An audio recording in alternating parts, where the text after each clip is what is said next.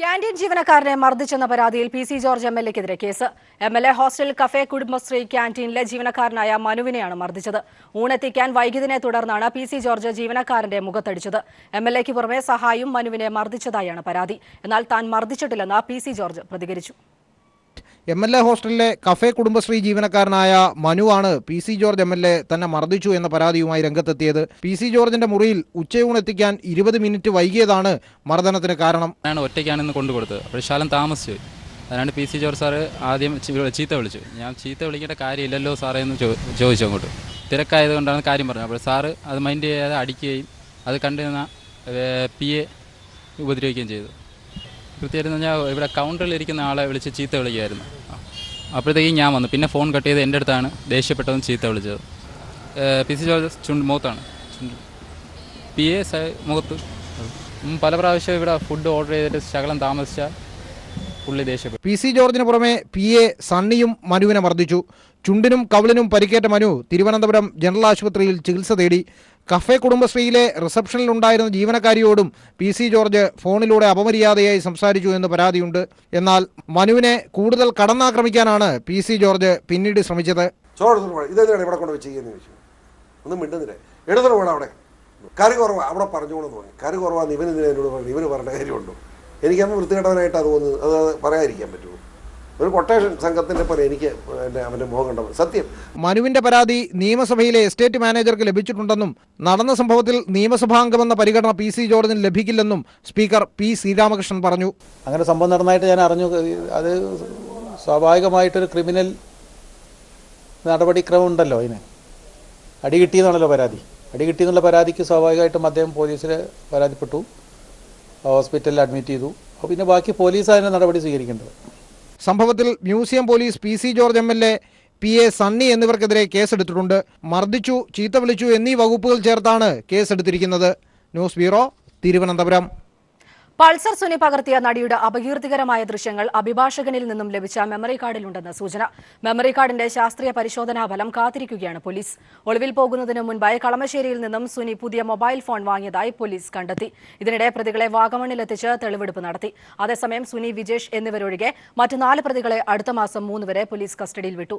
Martin, വടിവാൾ Saleem, Manikandan, Pradeep എന്നിവരെയാണ് കസ്റ്റഡിയിൽ വിട്ടത്. പൾസർ സുനിയുടെ അഭിഭാഷകനിൽ നിന്ന് ലഭിച്ച മെമ്മറി കാർഡാണ് പോലീസ് തിരുവനന്തപുരം ഫോറൻസിക് ലാബിലേക്ക് FSL പരിശോധനയ്ക്കായി അയച്ചത്. ഈ മെമ്മറി കാർഡിൽ സുനി പകർത്തിയ നടിയുടെ അപകീർത്തികരമായ ദൃശ്യങ്ങളുണ്ടെന്ന നിഗമനത്തിലാണ് പോലീസ്. വെള്ള സാംസങ് ഫോൺ ഉപയോഗിച്ചാണ് ദൃശ്യങ്ങൾ എടുത്തതെന്ന് നടിയും മാർട്ടിനും പറഞ്ഞിരുന്നു. ഈ ഫോണിൽ നിന്നും മെമ്മറി കാർഡ് ഊരിമാറ്റി അഭിഭാഷകന് കൈമാറുകയായിരുന്നുവെന്ന് സുനിയും ചോദ്യം ചെയ്യലിൽ സമ്മതിച്ചു. അഭിഭാഷകൻ രഹസ്യമായി സൂക്ഷിക്കുമെന്ന് കരുതിയാണ് മെമ്മറി കാർഡ് ഏൽപ്പിച്ചത്. കേസ് കെട്ടടങ്ങുമ്പോൾ തിരികെ വാങ്ങാമെന്നും കരുതി. എന്നാൽ ഇത് പോലീസിന്റെ കൈവശമെത്തുമെന്ന് കരുതിയിരുന്നില്ലെന്ന് സുനി ചോദ്യം ചെയ്യലിൽ സമ്മതിച്ചു. വെള്ള സാംസങ് ഫോൺ രക്ഷപ്പെടുന്നതിനിടെ ഗോശ്രീ പാലത്തിൽ നിന്നും കായലിലേക്ക് എറിഞ്ഞു എന്നാണ് സുനിയുടെ മൊഴി. പകരം കളമശ്ശേരിയിലെ കടയിൽ നിന്നും ഒരു ഫോൺ വാങ്ങിയെന്നും മൊഴിയിലുണ്ട്. 2000 രൂപ വില വരുന്ന ഒരു ഫോണായിരുന്നു അത്. സുനിയെ കടയുടമ തിരിച്ചറിഞ്ഞു. ഇതിനിടെ പ്രതികളുമായുള്ള തെളിവെടുപ്പ് പുരോഗമിക്കുകയാണ്. പൾസർ സുനിയെയും വിജീഷിനെയും വാഗമണ്ണിലെത്തിച്ച് തെളിവെടുപ്പ് നടത്തി. ഇവർ ഒളിവിൽ കഴിഞ്ഞ കുന്നിൻ ചെരുവിലും ഭക്ഷണം വാങ്ങിയ കടയിലും എത്തിച്ചാണ് തെളിവെടുത്തത്. ഹോട്ടലുടമ ഇരുവരെയും തിരിച്ചറിഞ്ഞു. നാളെ ആലപ്പുഴ, കായംകുളം എന്നിവിടങ്ങളിൽ പ്രതികളെ എത്തിച്ച് തെളിവെടുപ്പ് നടത്തും. News bureau, Kochi. കൊച്ചിയിൽ സിനിമാ നടി ആക്രമിക്കപ്പെട്ട സംഭവത്തിൽ സർക്കാർ കേസന്വേഷണം അട്ടിമറിക്കുന്നുവെന്നാരോപിച്ച് പ്രതിപക്ഷം നിയമസഭാ നടപടികൾ ബഹിഷ്കരിച്ചു. സംഭവത്തിൽ ഗൂഢാലോചനയില്ല എന്ന നിലപാട് സർക്കാർ സ്വീകരിച്ചിട്ടില്ലെന്നും എല്ലാ ആരോപണങ്ങളുടെയും നിജസ്ഥിതി പോലീസ് അന്വേഷിക്കുമെന്നും മുഖ്യമന്ത്രി സഭയിൽ വ്യക്തമാക്കി. വിഷയത്തെ പ്രതിപക്ഷം രാഷ്ട്രീയവൽക്കരിക്കുകയാണെന്നും മുഖ്യമന്ത്രി പറഞ്ഞു.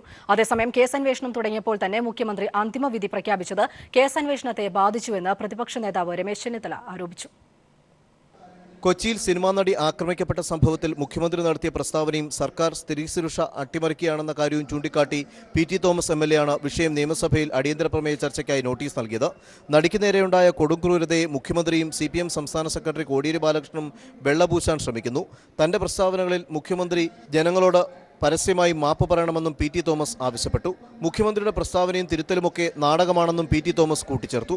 എന്നാൽ സംഭവം അറിഞ്ഞ സമയത്ത് തന്നെ പോലീസ് കൃത്യമായി ഇടപെട്ട് ശക്തമായ നടപടി സ്വീകരിച്ചുവെന്ന മറുപടിയായി മുഖ്യമന്ത്രി സഭയെ അറിയിച്ചു. കേസിൽ സമഗ്ര അന്വേഷണം നടത്തിവരുന്നു. എല്ലാ ആരോപണങ്ങളുടെയും നിജസ്ഥിതി പരിശോധിച്ച് പഴുതടച്ച നടപടികൾ സ്വീകരിക്കും. കേസിൽ ഗൂഢാലോചന ഇല്ല എന്ന നിലപാട് സർക്കാർ സ്വീകരിച്ചിട്ടില്ല. സ്ത്രീ സുരക്ഷ ഉറപ്പാക്കുന്ന കാര്യത്തിൽ പ്രതിജ്ഞാബദ്ധമായ സർക്കാരാണിതെന്നും മുഖ്യമന്ത്രി വ്യക്തമാക്കി. പ്രതികളെ പിടികൂടിയത് തെറ്റായിപ്പോയെന്ന രീതിയിലാണ് പ്രതിപക്ഷം വിമർശനം ഉന്നയിക്കുന്നത്.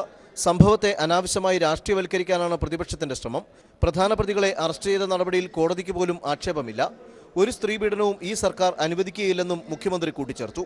മുഖ്യമന്ത്രിയുടെ മറുപടിയെ തുടർന്ന് സ്പീക്കർ അടിയന്തര പ്രമേയ ചർച്ചയ്ക്ക് അനുമതി നിഷേധിക്കുകയായിരുന്നു. കേസന്വേഷണം തുടങ്ങിയപ്പോൾ തന്നെ മുഖ്യമന്ത്രി അന്തിമവിധി പ്രഖ്യാപിച്ചുവെന്ന് പിന്നീട് സംസാരിച്ച പ്രതിപക്ഷ നേതാവ് ആരോപിച്ചു. കേസന്വേഷണം മുഖ്യമന്ത്രി അട്ടിമറിക്കുകയാണെന്ന് ആരോപിച്ച് പ്രതിപക്ഷം തുടർന്ന് സഭയുടെ നടുത്തളത്തിലിരുന്ന് പ്രതിഷേധിച്ചു. പ്രതിപക്ഷ ബഹളത്തിനിടെ ശ്രദ്ധ ക്ഷണിക്കൽ പൂർത്തിയാക്കിയെങ്കിലും ബഹളം തുടർന്നപ്പോൾ സബ്മിഷൻ തടസ്സപ്പെട്ടു. തുടർന്ന് സ്പീക്കർ അല്പസമയത്തേക്ക് സഭ നിർത്തിവെച്ചു. സഭാകക്ഷി നേതാക്കളുമായുള്ള ചർച്ചയ്ക്ക് ശേഷം അരമണിക്കൂർ കഴിഞ്ഞ് സഭ പുനരാരംഭിച്ചപ്പോൾ പ്രതിപക്ഷത്തിന്റെ അവകാശങ്ങൾ ലംഘിക്കുകയാണെന്ന് പറഞ്ഞ് പ്രതിപക്ഷം നിയമസഭ ബഹിഷ്കരിക്കുകയായിരുന്നു. ചോദ്യോത്തരവേള സസ്പെൻഡ് ചെയ്ത് നടി ആക്രമിക്കപ്പെട്ട വിഷയം ചർച്ച ചെയ്യണമെന്നാവശ്യപ്പെട്ട് പ്രതിപക്ഷം ചോദ്യോത്തരവേളയും ബഹിഷ്കരിച്ചിരുന്നു. Sunil Arimanoor, news bureau, Thiruvananthapuram. RSSനെ രൂക്ഷമായി വിമർശിച്ച് മുഖ്യമന്ത്രി പിണറായി വിജയൻ. RSSന്റെ ഭീഷണി സംസ്ഥാനത്ത് വില പോകില്ല. കാലില്ലാത്തവൻ ചവിട്ടുമെന്ന് പറയുന്നത് പോലെയാണ് അവരുടെ ഭീഷണിയെന്നും മുഖ്യമന്ത്രി പറഞ്ഞു. ചില കാര്യങ്ങളിൽ പ്രതിപക്ഷത്തിനും BJPക്കും ഒരേ സ്വരമാണ്. കെ സുരേന്ദ്രന്റെ വിവാദ പ്രസംഗത്തിൽ നിയമപരമായി എന്ത് ചെയ്യാൻ സാധിക്കുമെന്നത് പരിശോധിക്കുമെന്നും മുഖ്യമന്ത്രി നിയമസഭയിൽ വ്യക്തമാക്കി. കൊച്ചിയിൽ സിനിമാ നടി ആക്രമിക്കപ്പെട്ട സംഭവത്തിൽ മുഖ്യമന്ത്രി നടത്തിയ പ്രസ്താവനയും സർക്കാർ സ്ത്രീ സുരക്ഷ അട്ടിമറിക്കുകയാണെന്ന കാര്യവും ചൂണ്ടിക്കാട്ടി PT തോമസ് MLA ആണ് വിഷയം നിയമസഭയിൽ അടിയന്തര പ്രമേയ ചർച്ചയ്ക്കായി നോട്ടീസ് നൽകിയത്. നടിക്ക് നേരെയുണ്ടായ കൊടുംക്രൂരതയെ മുഖ്യമന്ത്രിയും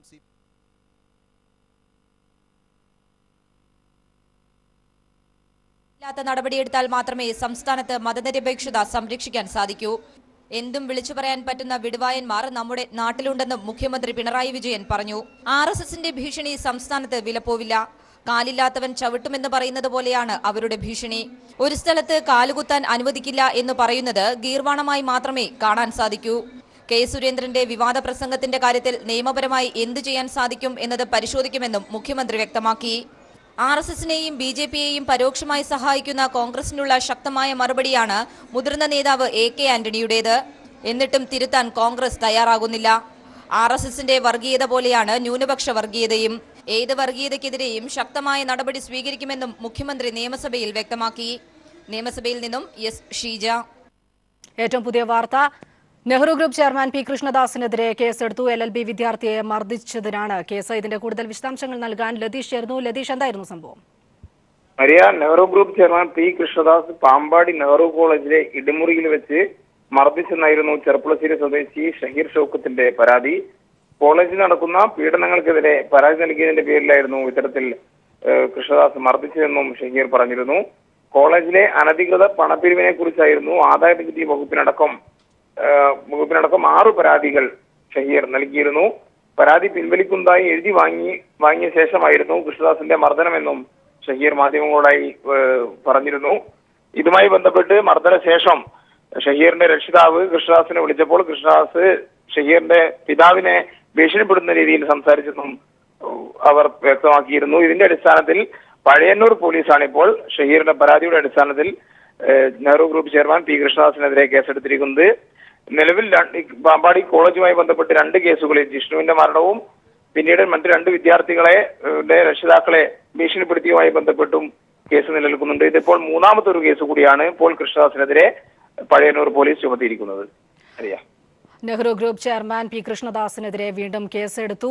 LLB വിദ്യാർത്ഥിയെ മർദ്ദിച്ചു എന്നതാണ് കേസ്. പഴയന്നൂർ പോലീസാണ് കേസെടുത്തത്. വിവരങ്ങൾ നൽകിയത് ലതീഷാണ്. മറ്റു വാർത്തയിലേക്ക്. നടിയെ ആക്രമിച്ച ദൃശ്യങ്ങൾ കൈവശമുണ്ടെന്ന് പ്രചരണം തടയാൻ ഫേസ്ബുക്കിന് സുപ്രീം കോടതിയുടെ നിർദ്ദേശം. സാമൂഹിക പ്രവർത്തക സുനിതാ കൃഷ്ണൻ ചൂണ്ടിക്കാണിച്ചതിനെ തുടർന്നാണ് സുപ്രീം കോടതി ഇടപെട്ടത്. നടി ആക്രമിക്കപ്പെട്ട ദൃശ്യങ്ങൾ കൈവശമുണ്ടെന്ന് അറിയിച്ച് തമിഴ് ഭാഷയിലുള്ള ഫേസ്ബുക്ക് പേജിന്റെ പൂർണ്ണ രൂപവും സുനിതാ കൃഷ്ണൻ സുപ്രീം കോടതിയിൽ സമർപ്പിച്ചു.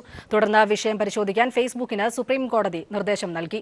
അതേസമയം സുപ്രീം കോടതിയിൽ കേസെത്തിയതിന് പിന്നാലെ പേജ് പിൻവലിക്കപ്പെട്ടു. ദൃശ്യങ്ങൾ ആവശ്യമുള്ളവർക്ക് ബന്ധപ്പെടാൻ ഫോൺ നമ്പറും ഫേസ്ബുക്ക് പേജിൽ നൽകിയിരുന്നു. കണ്ണൂരിൽ പ്രായപൂർത്തിയാകാത്ത പെൺകുട്ടിയെ പീഡിപ്പിച്ച് ഗർഭിണിയാക്കിയ പള്ളി വികാരി പിടിയിൽ. കണ്ണൂർ നീണ്ടുനോക്കി പള്ളി വികാരിയായ റോബിൻ വടക്കുംചേരിയാണ് പിടിയിലായത്. 2 ആഴ്ച മുൻപാണ് കൊട്ടിയൂരിലെ +1 വിദ്യാർത്ഥിനി തൊക്കിലങ്ങാടി ക്രിസ്തുരാജ ആശുപത്രിയിൽ പ്രസവിച്ചത്. ആശുപത്രിയിൽ നിന്നും നാട്ടുകാരാണ് സംഭവം പുറത്തെത്തിക്കുന്നത്. പ്രസവിച്ച ഉടൻ കുഞ്ഞിനെ വയനാട്ടിലേക്ക് മാറ്റുകയായിരുന്നു. 2 ആഴ്ചയ്ക്ക് ശേഷം വിദ്യാർത്ഥിനി സാധാരണ നിലയിൽ സ്കൂളിൽ പോയി തുടങ്ങി. സംഭവം പുറത്തറിഞ്ഞതോടെ വിദ്യാർത്ഥിനി പോലീസിൽ പരാതി നൽകുകയായിരുന്നു. കൊട്ടിയൂർ നീണ്ടുനോക്കിയിലെ സെന്റ് സെബാസ്റ്റ്യൻ പള്ളി വികാരി റോബിൻ വടക്കാഞ്ചേരി പീഡിപ്പിക്കുകയായിരുന്നുവെന്ന് പോലീസിന് പെൺകുട്ടി മൊഴി നൽകിയിട്ടുണ്ട്. IJM higher secondary school manager കൂടിയാണ് റോബിൻ വടക്കാഞ്ചേരി. പീഡനത്തിനിരയായ കുട്ടിയടക്കം രണ്ടുപേരെ ഇയാൾ വയനാട്ടിൽ ധ്യാനത്തിന് കൊണ്ടുപോയതായും അറിയുന്നു. കാനഡയിലും കർണാടകയിലും ആശുപത്രികളിൽ നഴ്സുമാരെ ഇയാൾ റിക്രൂട്ട് ചെയ്യാറുണ്ട്. ഞായറാഴ്ച പള്ളി കുർബാനയിൽ പങ്കെടുത്ത വികാരി സംഭവം പുറത്തറിഞ്ഞത് മനസ്സിലാക്കി ഒളിവിൽ പോവുകയായിരുന്നു. പേരാവൂർ CI സുനിൽകുമാറും സംഘവും നടത്തിയ അന്വേഷണത്തിനൊടുവിൽ ചാലക്കുടിയിൽ വെച്ചാണ് പോലീസ് ഇയാളെ കസ്റ്റഡിയിലെടുക്കുന്നത്. വിദ്യാർത്ഥിനി പ്രസവിച്ച പിഞ്ചുകുഞ്ഞ് ഇപ്പോൾ പട്ടുവം ദീനസേവാ സഭയിലുണ്ടെന്നാണ് അറിവ്. PV Joshila, news bureau, Kannur.